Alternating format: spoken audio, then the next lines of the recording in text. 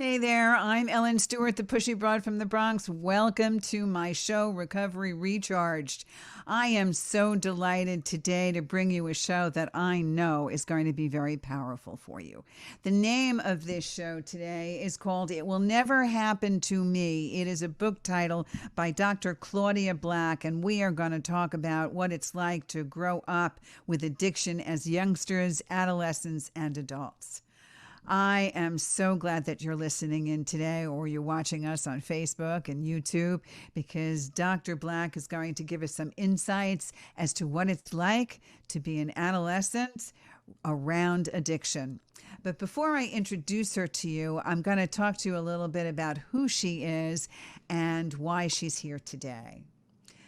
So, Dr. Black, Ph.D., is a world-renowned expert on addiction and codependency. She is a best-selling author, a trainer internationally recognized for her pioneering and contemporary work with family systems and addictive disorders. Her writings and teachings have become standard in the field of addictions.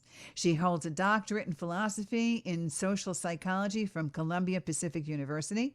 She is also the clinical architect of the Claudia Black Center for Young Adults, a senior fellow, and addiction and trauma program specialist at the Meadows Treatment Center in Arizona, a treatment center that I know well and highly recommend. She is one of the original founders and serves on the advisory board for the National Association of Children of Alcoholics and the advisory council of the Aluna Foundation and its development of Campus Mariposa, a camp for children impacted by addiction. She serves on the advisory board for the National Association of Children of Alcoholics and the advisory council of the Moyer Foundation. I'm sure it's the Aluna Foundation. I'm sorry.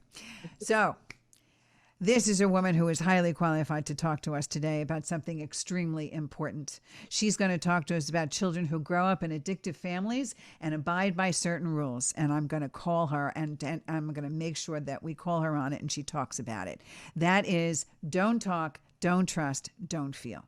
She's going to tell us about those rules in her worldwide bestseller. And here it is. I'm holding it up for you guys. It Will Never Happen to Me. And you notice I've dog-eared it because I've read it from cover to cover. Growing Up with Addiction as Youngsters, Adolescents, and Adults.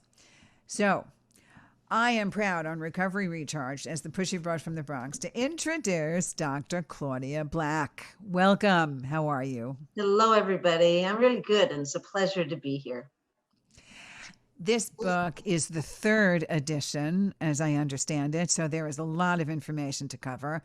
But what prompted you is something rather personal. Can you talk about what inspired you to write this book? Let me say I grew up in a home that is a lot about what it is that I talk about and the work that I've done for the last 40 years in this field. And having grown up in a family affected by addiction and so many of the ramifications of that, such as violence and physical abuse, for me, I came to believe at a very young age that nobody deserves to live with the kind of fear that permeates the family affected by addiction. And when I say nobody, I'm not talking just about children raised in families. I'm talking about the partners, and I'm also talking about the addicted person. And not only did I somehow was blessed enough to hang on to that belief that people do not deserve to live with that kind of fear, they also don't deserve to live with the shame, that internalized belief that who I am is not good enough. And that's oftentimes the consequence for kids living in this kind of family. That's also the consequence oftentimes for the partner and for the addicted person. And somehow I had the resiliency and the strength to hang on to that belief, which would certainly help me in my own personal growth. But I really felt passionate about that to the point that, I've really dedicated my whole life to working with families affected by addiction, various addictions. Have you been personally affected in your family by addiction? I don't think it is possible, Ellen, to be raised in a family with addiction and not be affected negatively. And it varies. I mean, there's reasons that some kids are impacted more severely than others. And we can talk about what some of those variances are. But I don't think you can be raised in a family with addiction and not have some kind of negative impact. And it has a lot to do with the beliefs that you internalize about yourself. For me, I learned at a very young age that I brought stability to my home by being that hero responsible child that I talk about, and it will never happen to me. But I also was a combination of being that caretaker. And there's a lot of strengths that can come with our survival roles, whatever they are. It can be the comic in the family, it can be the lost child in the family, it can even be the very angry child in the family. And those strengths work for us in our growing up years, but it's what we don't get to learn along the way that comes to create our vulnerabilities that often cause problems for us in our adult life. So for me as a child, I learned how to take charge. I learned how to, when I say take charge, problem solve. I learned how I was very passionate and compassionate about the painful feelings in the home. And so my job was to take the embarrassment out of the home, to do what I could to lessen the sadness, to appease to any degree possible so that there wouldn't be any more anger than there already was in this house. And on one level, that gave me skills, as I was saying, because today in my adult life, throughout my adult life, I do know how to lead. I know how to initiate. And it's nice to be a warm, caring, compassionate person. But as I said, it's what you don't get to learn along the way. You don't get to learn things like how to be a team player. I know how to lead, but it was great difficulty knowing how to follow. I know how to make decisions, but I have difficulty. I have had. I mean, recovery can really make the difference in this life. But when we don't have recovery, then we often don't know how to listen. When you're raised in a home where there's a sense of emotional crisis, your problem solving can get limited to all or nothing, and you don't learn how to see choices that can be made available. When you're busy taking care of other people and their needs, you don't learn to value your own needs. And when you don't attach value to your own needs, they're probably not going to get met. And you can go one of two ways. And for me, that is you become needless, and in time, you can become depressed around that, or you become angry around that and act that out. And for all of us, irrespective of role, you often become frightened of your feelings, and you learn how not to show those feelings to others, which creates problems in intimate relationships. You don't want to show people when you're sad. You don't want to let people know when you're afraid. And you can get so good at cutting yourself off that you don't even realize that. Oh, I'm not afraid. There's nothing to be afraid of here. Oh, that didn't make me sad. But as the kid it didn't make me sad. There's enough sadness in this house. Oh, I'm not afraid because nobody's going to be there. Nothing good can happen with this fear. You discount your anger. And that's been a big one for me because there was enough anger in this house. There was no room for anybody else's anger but my father's. So you become anger avoidant. And then, various dynamics. For me, I became a real perfectionist, but perfectionists struggle with no matter what I do, it's not good enough. And then that inability to feel good about yourself and pushing to excel, to be the best, with fear and shame always sort of nipping at the seat of your pants. I understand. So, what happens is, even from a very early age, we get a sense of something is not right in the household, very basically for our listeners.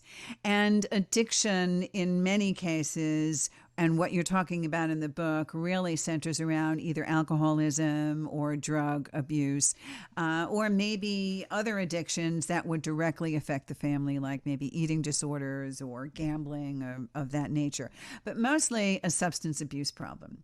And even in an early age, we get to understand that what's happening in the household evokes fear and shame.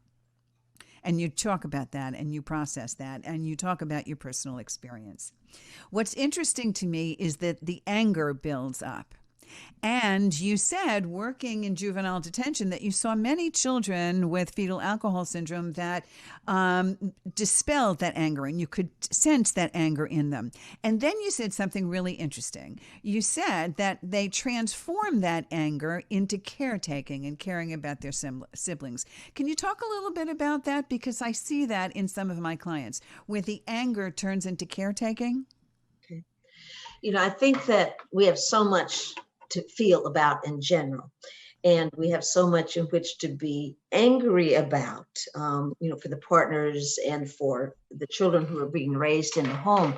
But the consequences, the fear of what would happen should you own that anger. And then you've been given messages that you don't have anything to be angry about. If anything, you need to be grateful, is one of those messages that you get. So that anger really implodes. And what I mean by that is it goes within. And in time, we learn to disconnect from that. And I think what is really key about children in addictive homes is I do whatever it is that's necessary for my sense of survivorship. And with that, it's usually what we're talking about here is that combination of roles. It doesn't work for me to be with this anger. What does work for me is to focus on you. So I focus less on myself and I focus more on you. And what can I do for you so you don't go into this anger, because anger is not safe in the context of this family. And that's when I start to focus on taking care of all of these kinds of feelings you have. But I I want understand. back and say something that you actually just alluded to. Actually, you said it very clearly, but I want to say more about it, is that kids at a very young age, 3, 4 years of age, they know that something's not right in this family. And we take on these dysfunctional roles and these dysfunctional rules at a very young age. I may not know that it is a gambling addiction. I may not know that my mother is depressed. I may not know that my dad is a drug addict or alcoholic, but I know that something is wrong. And sometimes they can go through their whole childhood and not be able to name it for what it is. Sometimes we cannot name it for what it is because the actual addiction, the use of the substance isn't blatant to us. The gambling doesn't take place in the home. Maybe even the using doesn't take place in the home. What we see are the emotional consequences of this. The other reason is it also could be normalized. This may be what the extended family behaves like. This could be what a lot of the community behaves like. So one of the consequences is I can develop, as a person raised in this kind of family, what is called a high tolerance for inappropriate behavior.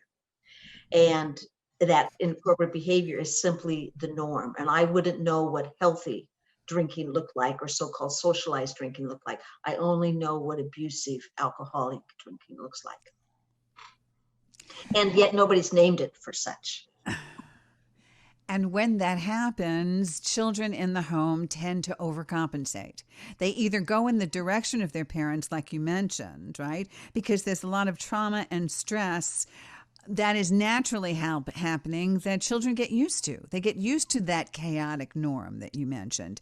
And with that, sometimes they continue on into adulthood and they form the same patterns of behavior, correct? They do. Children of addiction, particularly when we talk about substance use disorders, they are more apt to be the ones to become addicted to substances themselves. They are also the ones more apt to get into a committed relationship with somebody who's addicted to substances themselves. Now, there's a host of reasons, but there's, I think, 3 predominant reasons. One is in terms of becoming addicted myself. I possibly have a genetic predisposition towards. And that's most notable when it's not just your immediate parent, but it could be their parent as well. Also, remember, not necessarily named for what it is. So there is a genetic predisposition so oftentimes, but it's usually, that's not a given that you're going to become an addict. It's usually that predisposition coupled with some kind of psychological injury, and that's the emotional consequences of being raised like this. And I want to talk about that in just a second, but 1, genetics. 2, that's what's been modeled for you in terms of coping, in that that's what drinking and using is what you do when you are out having fun. You don't see people having fun unless they're engaged in drinking and using. That's what you see people do to relax. You don't see them do other things to learn how to relax. So that's what's modeled for us, and we haven't learned anything else. But one of the biggest reasons is that alcohol and drugs becomes an anesthetizer. It is a medicator to one's emotional pain. So when nothing else has been modeled, and heaven help you have a genetic predisposition, a little boy, not actually, he was in his 20s, but described, he said, I was 11 when I took my first drink and I hated the taste. I hated it, but I felt the glow. I had a hole in my gut that was so big, and it was only alcohol and drugs that would fill it up. And I drank and I used to get absolutely blithering numb. You're absolutely right. All of the clients that I see, and I'm sure the people that you see in treatment as well, the number one reason that any alcoholic that I have ever spoken to has said, I drink to that rate that you talked about, was to absolutely escape, numb out, no feelings at all. It's to dispel that feeling. And many ACOA, adult children of alcoholics, that I talk to as well, because of all of the chaos and the crisis that has occurred in their family growing up, the only way to suppress their feelings of fear and shame and guilt and anger was to do exactly what their parents did and drink to numb everything. And if we go back to the roles, we can think about what they can do for the different individuals. If I'm that responsible child, that hero child, and I'm carrying the burden of the world on my shoulders, trying to stabilize everything here, when I'm under the influence for just this moment, I don't feel the weight of the world on me. If I'm that child taking care of everybody else's emotional needs, for just this moment, I'd like to think about myself. If I'm that child who is what I call the adjuster, and I move into the woodwork and I try and be invisible, for just this moment, I would like a little bit of attention.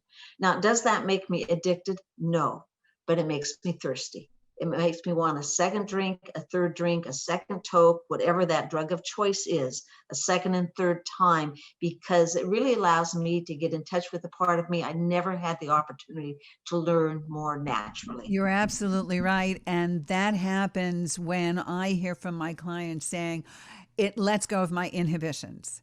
I want to come out there and show people who I am. And I want to talk about that a little bit more before we break, because I really want you to break down the roles of each child, because I think that our listeners may be able to identify certain things. And maybe their children can get an idea if they fit into those roles, and those adults can identify with them. So let's talk about them. Let's talk about the responsible child and the adapter a little bit more defined. Okay? Can you do that for us? Certainly. First, let me say that children in all families will take on certain roles to a degree.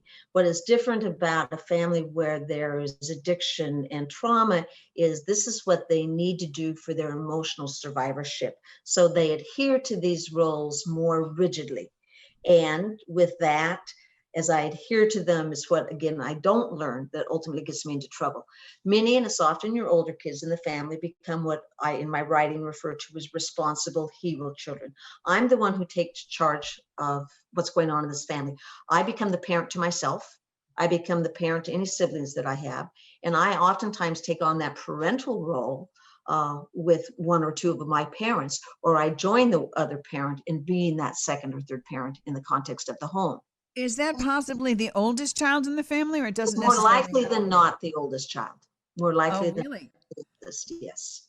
Then you have that child who, and many people are going to be a combination, but they usually have one primary and one secondary.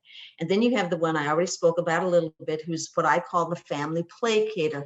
I often think of them as the family social worker. My predominant need is to take care of the emotions in this family and to do what I can to quiet all the disturbing emotions that are going on. Take the fear out of the home, take the embarrassment. I will dance on the rooftop so that you're not feeling the embarrassment that you're feeling right now. I will do whatever I need to do to take the disappointment out of the home. And then you have what we call the adjusting child, sometimes thought of as the lost child. People can name them differently for themselves, but just to generalize here, this adjusting child is shows all the flexibility in the world, which can be a nice characteristic, but they have to be following somebody all of the time.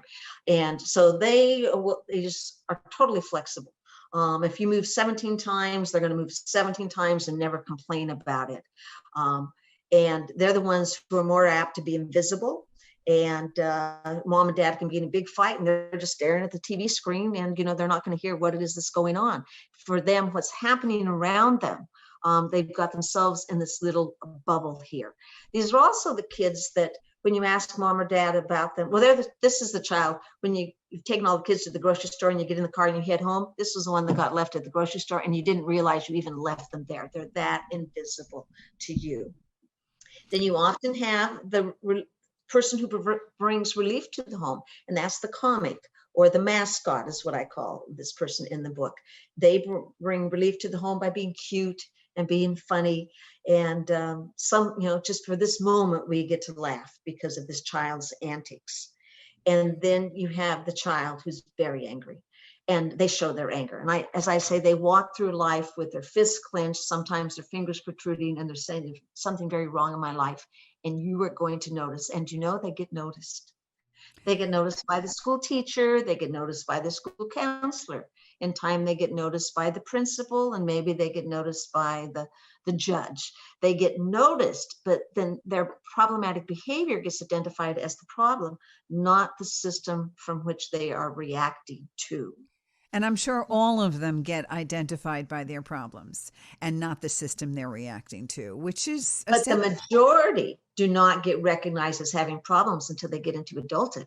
The others, with the exception of the angry child, the rest of them are what I refer to in this book as the looking good kids. And not only do they look good to the rest of the world in a way that they don't draw any negative attention to themselves, but then they pat themselves on the back for doing so well in spite of. Well, sometimes that does manifest itself in adulthood. Do you not see sometimes that despite all of the things that happen in a family that gives them the propensity to be addicts themselves, that some of these adults, when they, reach a certain age, actually overcompensate and do everything they can not to be the examples that were given to them? Do you find that as a success, or do you find over and over again ACOA adults have their share of problems? ACOAs have their share of problems, and it certainly exists along a continuum in terms of the severity of that. But the kinds of things I'm going to see is depression, and that may be major depression, that may be a low-lying depression, something called dysthymia. I think of that as closeted depression. We are so good at compartmentalizing when we're raised in these kinds of families that I'm talking about today, that, when I go to school, and I've been up all night listening to my parents argue, when somebody says, why are you tired? I don't say, hey, do you want me to tell you what my dad said to my mom last night for several hours? I just shine it on. So when I step outside of that family home, I step into another world, and that brings me a sense of survivorship. Well, we can do that with our depression, with our despairing thoughts, with our self-loathing thoughts. And we can get so good at that we can function, we can show up to work, we can handle our responsibilities at home, and other people don't see our inner despair. And that's what I mean by closeted depression. So I see a lot of depression amongst adult children. I see a lot of anxiety amongst them. I see a lot of, that can be generalized anxiety, that can be panic attacks, it can be certain kinds of phobias and a lot of social anxiety. You see a lot of difficulty with relationships because we don't have the skills for healthy intimacy. One, we don't know how to trust others. We don't know how to show our feelings. We don't know how to talk honestly. We don't know how to problem solve. We don't know how to negotiate conflict. So we have lots of problems in relationships. Oh boy, that answers a lot of questions for me, certainly. And I also find too that especially during the pandemic, when we are all virtual, that somebody that has problems with isolation, especially that child that is kind of the lost child that creates their own fantasy world and doesn't understand what the real world is all about. And then I have a lot of clients as well that are now home by themselves without any roommates or out any relationships and don't know how to handle the isolation. They're completely lost. That's right. It's interesting because for a lot of adult children, without recovery, because we do need to talk about the fact that recovery can exist, but with a lot of adult children, busyness is their best defense. Particularly your responsible kids, the ones who are wanting to caretake other people as well. I need to stay busy, and in order for me to feel safe in the world and to be other focused, so I don't have to focus on myself. And the pandemic is bringing their world, is creating a narrowness. And with that, sometimes there's just more of a mirror to what it is that's really going on inside of us. And then you have those others who are very happy at home in isolation in this pandemic because that's where they feel safest. Safe.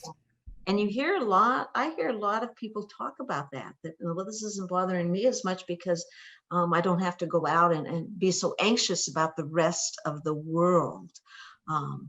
And so that's sort of a whole nother twist to this. I understand. We're going to talk more about that. I know we're going to take a break in a very short minute, on about a minute exactly. And we're going to talk in the next hour about all of the things in your book that talk about ways that we can not only identify this, but things we can do to begin to heal, and talk about the treatment end of your book.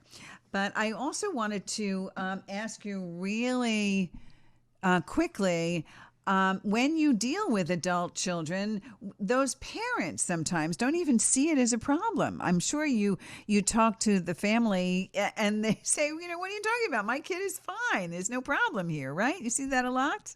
I see that a lot. And it goes back to sort of the looking good phenomena, in that what you see is sort of that outer shell that they present to the rest of the world. And often parents do not see their child to be having a problem until that child hits the wall and has a crisis. Exactly. And today I see that with self-harm. I see it with suicidal ideation. I see it with one bad relationship after the other. I see it with very poor parenting skills, and they've got their kids getting into trouble. And you see it with addiction. And one of the things, and let me know quickly if Well, we need to come hold to this that thought because afterwards. we're I'll going hold to come that. back. Yes, hold that because we're going to come back and we're going to talk about it. I'm with Claudia Black. It Will Never Happen to Me.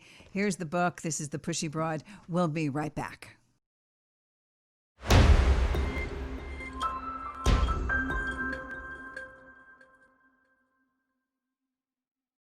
Hey everyone, it's Ellen Stewart, the Pushy Broad from the Bronx. I am here with the Claudia Black, who has written an amazing book called It Will Never Happen to Me, about growing up with addiction as youngsters, adolescents, and adults. And this is her third edition, and trust me when I tell you there's a lot of good stuff in here.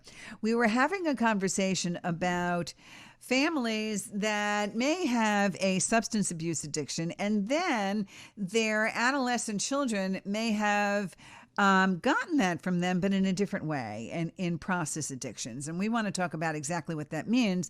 So maybe it's a red flag for you or your family. So Claudia, can you define and give us some examples of process addictions? What I mean by a process addiction is really the compulsive engagement in the behavior that has the consequences of any other kind of addictive substance. Like what? Such as the interference in your social life, the interference in your education, the interference in your thinking. It can even have an impact on you physically. But what I mean, examples of a behavioral addiction would be a gambling addiction. It would be a gaming addiction. It could be a screen addiction in general. It can be a sex addiction. It can be a porn addiction.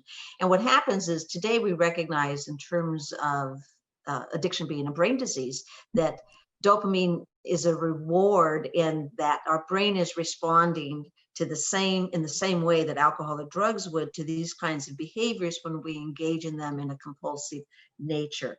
And I had wanted to make the point that I may have been raised in an alcoholic home. And Ellen, you said a little bit ago, and I'm going to make sure that I don't end up being alcoholic, and so I don't drink at all.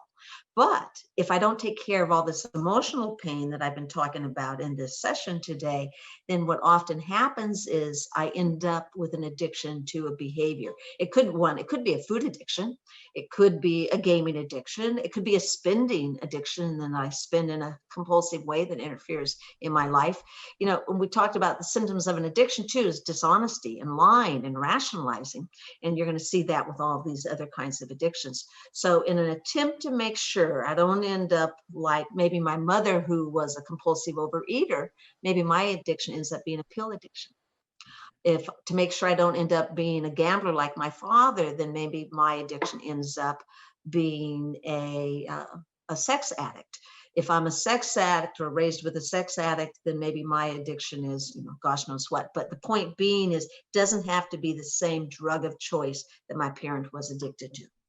It's a very interesting concept because, in some ways, it fosters the idea that even though we know addiction is a disease and we may be genetically predisposed, it's almost as if adolescents acquire this learned behavior in some way. Because somebody that is actively addicted to alcohol or drugs may be dispensing in their behavior and their cognitive abilities a whole way to treat life that is intrinsically being taught and passed down to their children. Like you said, recovery is much more than just not picking up a drink or a drug. It's behavior, it's cognition, it's the ability to discern problems, it's honesty, it's all of those things you talked about. And when the adult is an active alcoholic, they're still teaching their children the kind of things that an active addict participates in. Yes. There's some merit to that? Such as they're teaching their children how to minimize, discount, and rationalize. They're teaching their children how to avoid feelings at any cost. They're teaching their children, it's what they're also not teaching. They're not teaching their children healthy coping mechanisms. So it's sometimes what we're blatantly teaching our children that can set them up, but sometimes it's what we're not teaching them that will set them up.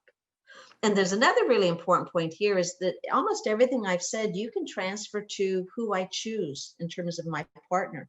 I can want to make sure I don't end up with a husband or a wife or a partner that is a drug addict like my mother or father. So that I choose somebody who totally abstains from alcohol and drugs, but they have another behavioral addiction going on. And it could be food, and it could be spending, and it could be gaming, and it could be porn. And then I get surprised. And yet, generationally, one of the techniques, and I don't know if I talk about this in this book, but it's a genogram, that you look at the family tree and you can begin to see the different multiple addictions that pass down through the family. What I do talk about in this book is that the idea of multiple addictions. Usually when there's one addiction within the family, there will be a second and third addiction within that family system. I know that I have seen it many, many times where I'm working with couples who are having a difficulty because one of them is an alcoholic or an addict, and the other one is not and has abstained or doesn't feel that they have a problem. But when they talk about their lineage, they say, well, my father was an alcoholic or my last husband was an alcoholic. It really does tend to trend. It is absolutely a proven thing that people that are trying so hard to get away, like you said, from the addiction that they had in their family, just automatically replicate it, just like that. And what you see in the partner sometimes is somebody who's highly rigid and controlling. You see somebody in the partnership who, doesn't know how to have intimacy themselves. It's not just the addicted person.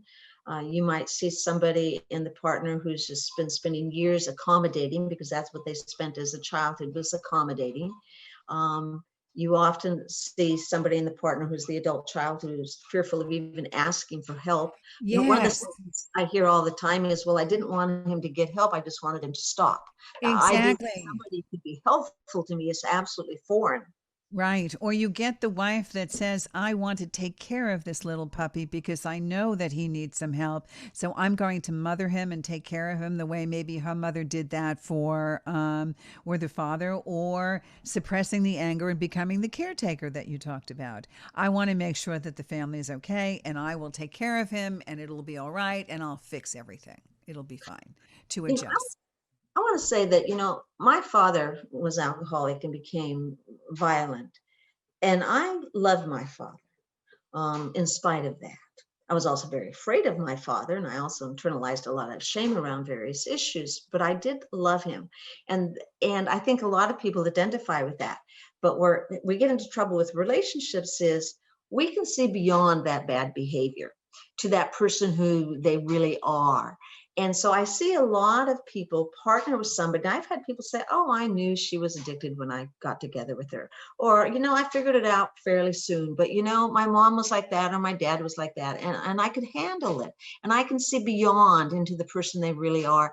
Well, to me, though, today, I see that as low expectations, impoverished expectations that also come from low self-worth. I do not deserve any more than this. So, I think that's kind to know that you can see beyond, because in my work with addicted people, I want to be able to see beyond. But that doesn't mean I need to be married to them. That doesn't mean I need a committed, intimate relationship with them, because I do believe I deserve more than that today. So, what you're telling people to do is not to replicate those situations under any circumstances. Is that correct? Well, one is, I hate to say that because sometimes we've replicated it, and I don't want the viewer to say, oh, I've got to get out of this relationship. That's not necessarily true. No, you can get into your own healing and recovery, and you can attempt to facilitate some other healing and recovery on the part of others, though you only have the power to affect your own. So I don't want to say jump out of this without taking some responsibility for your own recovery process, and then to see how this system can shift. But what I do want to say is this dynamic of, well, I can see beyond to such a good person, so I'll spend the next 50, 60 years with this, is impoverished expectations is as hurtful to us as unrealistic expectations based in fantasy. And adult children, we operate from extremes. Some of them go into the fantasy and with unrealistic expectations, and others go into no expectations whatsoever, and then they just get walked on for the next several years. Exactly. So if you're in a marriage where you're married to an alcoholic, it's not acceptable to stay in that constant. What is acceptable is to make sure that you're getting help so that you understand the disease of addiction, and that you engage, or at least try to open up the door so that your husband or your wife can get similar help too. Absolutely. Right? And not walk away. I understand that. Well, you have some very interesting things in your book. And one of the things that I was really attracted to was chapter 7, where you talk about the adult child and what kinds of problems they may have today. And I know we've talked about it, but the best thing about it is you really have a very clear-cut way for somebody to take kind of a quiz and talk about what we call, almost a biopsychosocial here, with all of their questionnaires and all of the things that maybe hit chapters. So if you're not immediately identifying yourself as an adult child of an alcoholic, this is something they can use and like a tool. Would you talk to me about that chapter, please? Actually, I've not seen the book. Oh, you've not seen it. And so the book is that new that I was going to say this. And Oh so, my goodness, but I it have a is, copy before you. you do. But I believe, so let me say some things that I believe are in that chapter that I think really need to be said in It's this really Zoom. a biopsychosocial, mom's side, father's side, parents. I mean, really, and a filling out where you can actually fill out the forms here of everything, answering every question, which is marvelous. The book is full of opportunities. I will share a lot with you, and then I say to you, how do you identify with this? Or I might give you a very specific exercise, which is what you're talking about, in terms of, where did you learn that don't talk rule? Which role do you most apt to identify with of these adult child issues? To what degree is that a problem for you? Where are you maybe in terms of abandonment as a child, and how is that related to abandonment today as an adult? Because when I talk about abandonment, today we want to take a look at what degree do we abandon ourselves. And so those are the kinds of things that I got to in that chapter. But I also believe that I got into some of the steps in terms of the healing process. That as adult children, it is important to go back and explore, in essence, your narrative, to go back and to explore that history. The purpose in exploring the history is not to blame a mother or father or that primary caregiver. It is to undo a denial process. I always say you can't be honest today if you have to deny the first 20 years of your life. The other purpose in exploring the negative is in that process, you will identify the losses, and you can begin to grieve those losses. So we need to explore the narrative. One of the next steps is we need to be able to learn how to tolerate our feelings without engaging in self-defeating behavior. And I will walk people through exercises in chapter 7 with that too. We explore the narrative, we move into our feelings, and then we connect our past to present day. How does the fact that I lived in a fantasy world as a child, just for my survivorship, affect me today in my personal relationships? How does the fact that it was not safe for me to say no affect me in my work performance? How does the fact that I took care of everybody else's emotional needs affect me in my parenting? So I'll walk you through that very specifically. So we explore the past, that narrative, move into our feelings, connect the past to the present, and then we challenge our beliefs. Were the beliefs I internalized as a child helpful to me, and or were they hurtful? You get to hang on to the helpful, and in this book, you get to identify what they were, and then which were the ones that are hurtful, and those we need to let go of. And then we need to learn skills. You learned a lot of skills. You get to hang on to the skills you learned that were helpful to you. But what were the skills you didn't get to learn? And I'm pretty certain that's what I walk people through in chapter 7. And you did it in a very masterful way, and you really outlined for us a very hopeful way of going past all of the stuff that we handled as children. And by doing that work as an adult and seeing things in a whole different light in a very comfortable way, you take away the fear and the shame and the guilt. And that's a wonderful thing because now we're in a situation where we can feel and we can trust and do it from a safe place. Would you say that was the objective of this book? That is the objective. And I think the ultimate objective is that I no longer live a script, but that today I have choices. And as a consequence of this process that you just described, that will give me choices. So many times the choices that I make in my adult life are as a consequence of my lack of recovery. And that with recovery, it is genuinely going to give me really the freedom to say yes to life. Yes, and I can take responsibility for the decisions that I make today. It's not going to be a family script based on old beliefs that are hurtful to me. It's not going to be based on the fact that I don't have a bunch of skills that I didn't have the chance to learn. Today, I have more skills. Today, I have more helpful beliefs. And I think the real message also in the book, hopefully, is that you're accountable today with how you live your life. Those things may have happened to you. It's important to know what's happened to you, but it's more important to know what it is that you need to address so that you have choices. And again, you're the one who's accountable for how you live your life, even if those things happened. It's also very important for us to know by going back there that it's safe to do that. So many people are so afraid because they think that that becomes a big reveal, like you said, with the don't ask, don't tell, that everything should be okay. And we don't want to tell the world, or I don't even want to explore the fact that my family possibly could have had problems in the work that I'm doing. So that's part of it. But you really give us a safe way to look back into our past and also distinguish what really belongs to us. Like I say all the time to my clients, what tapes are you playing in your head? Are they tapes that were distinguished by your mother or your father? Are they negative influences that really don't apply to you? And people really get a chance to understand and see their parents from a whole different point of view, just like you said, without the anger, without the shame, without the guilt, and really separate themselves from the negativity in their lives. You feel And I do way? want to say is that this is a process and it can take some time, and you don't need to do it alone. That there are resources out there to help you do this. And I always say that there's two big resistances to recovery. I like recovery, but I'd like it to be pain-free. And I'd like recovery, but I can do this by myself. Thank you. And it's when we allow other people to be a part of the process that they can shine the light and provide the hope as we walk through that pain and come out that other side. And those kinds of resources can vary. They can vary with being somebody such as Ellen, who is a recovery coach, I believe. So recovery coaches can be helpful in this process. A psychotherapist as well, Ellen is.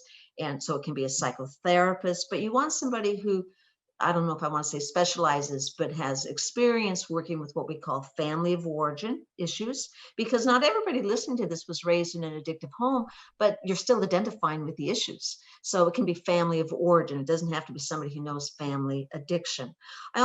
We have a lot of 12-step programs. If you're questioning your drinking, your using, or a behavior in a compulsive way, there are 12-step programs available. There are other self-help programs available that are not necessarily 12-step, and we can Google and quickly begin to find those. In the pandemic, most of them are Zoom related, but they're available. And actually, in some ways, that gives you even more anonymity. You're not walking into a local 12-step or self-help meeting in your community. You can be in New Jersey and be in a meeting that's more based in Seattle or Bainbridge Island, right where I'm at today, or around the world. There are Al-Anon meetings for family members where there is addiction. There are other kinds of family support meetings where there is addiction as well, and easily found through the internet more today. There are certainly books that are available, and I can talk about that in just a moment, but you don't want to do it in isolation just with books. I mean, I'm an author. I want you to buy my books for heaven's sakes, but allow yourself to have access to somebody else. It could be a self-help group it could be a grief group where you're not just grieving the immediate loss of someone, but you're grieving the losses that have occurred in the context of your life. And that also can be something that you want to focus on. It's really important today, especially, you said some really, really important things.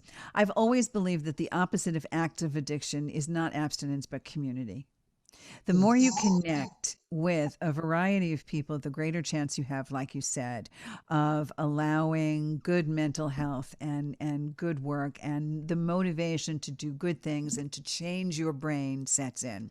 Not only the meetings that you mentioned, and there were also very specific ACOA meetings, which is Adult Children of Alcoholics, so that you can commiserate with people that have gone through what you've gone through, but certainly reading Dr. Black's book, which gives you insight, and no matter what, opens up your brain, gives you new ideas so that you're not just always living in your head.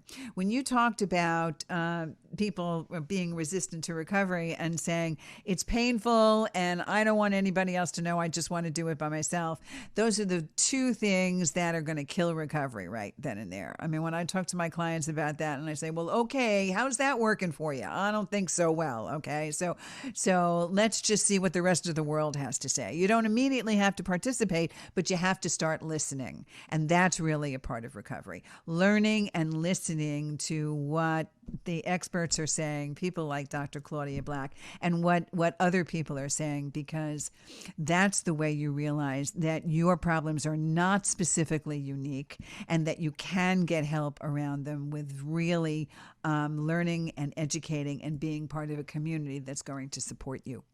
Don't you think? We say that addiction is a disease of disconnection, and it's a disease of disconnection from self, emotionally from self, and spiritually from self. And it's a disease of disconnection from others and the ability in which to be genuinely intimate with others. And that recovery is about connection. It is about a connection with self, and it is about the ability in which to connect to others. So I totally support what you said. I also want to say that when it comes to resources, I spend most of my professional work today in residential treatment center work, but there are, for people with far greater crises, with depression, anxieties, with addictions, we have intensive outpatient treatment programs all across the country, and then we have residential and inpatient. And sometimes that's what's necessary, but it's usually going to be an individual psychotherapist that can help you assess the appropriateness, and if that's what's indicated in this moment. And I just want people to know today there are hundreds of thousands of people in recovery, from growing up with trauma, from growing up with addiction, from experiencing their own addictions, unhealthy relationships. And so allow yourself, one, to be a part of that, but allow yourself to let others of us be a part of that journey. You're absolutely right. And, there was a great movie. I forgot the name of the movie, but there are 27 million of us in recovery. I'm sitting here with 35 years in recovery, and I know Claudia has her own recovery because she mentioned it earlier. If you need help with going to a treatment center, one of which Claudia works in, as I mentioned before, the Meadows, if you need help with the specific treatment centers, you can go to pushybroadfromthebronx.com and you can click on, you can call me at 1-800-889 819-1757. I can certainly help facilitate that, answer your questions, and direct you. And also, It Will Never Happen to Me, Growing Up with Addiction as Youngsters, Adolescents, and Adults is available on Amazon right now. Amazon.com. Yep, And the Amazon.com. and the publisher is Central Recovery Press. And do hold it up because there's other editions and you want to be sure you have this last edition. Okay, In this so last edition, I talk more about the trauma that exists within the family. I talk much more in depth about recovery, not just for adult children. I actually talk a lot about young children. For those of you who are still raising children in the home or are part of a community that can influence what's happening with young children who are still school-age children. well, we have about 2 minutes, maybe a minute and a half. So I want to ask you, what do you want to leave us with? What's the biggest info you want to take? We want to take away the beginning of the new year, the beginning of the holiday, and the beginning of 2021. Well, with hope. I've been in this field for, as I said earlier, for over 40 years. And for me, it's an absolute honor to be witness to the miracles of recovery. And that when people recover, they don't just abstain from certain behaviors or abstain from drinking and using. In so many ways, their whole character transforms. I'm no longer afraid to open up the mail, because I'm no longer in that fear that somebody's coming after me, that I've done something bad and I'm going to be found out. I'm no longer in fear that people are going to see that I'm really an imposter and, I'm really not that good person that they think that I am. I mean, recovery is exciting. Recovery is just so beautiful. And we have so many models for that. And that can happen. I mean, everybody who comes into this recovery place of recovery has come from the sense of isolation and oftentimes self-loathing, in that sense that nobody's really going to understand me. That help is not going to be available. We know. And also everybody feels like their sort of narrative, their history, it's not as bad as mine. I am so glad that you have left the hope in this, and that's really, really good. I want to just tell you, because we're just about finishing up, Claudia Black, It Will Never Happen to Me, Growing Up with Addiction as Youngsters, Adolescents, and Adults. It's a fantastic book about recovery, and she's a gal of my own heart, because Recovery Recharge is all about the hope in recovery. So we wish everybody a very, very, very happy holiday and a very happy New Year to all of you from Pushy Broad from the Bronx. And stay safe.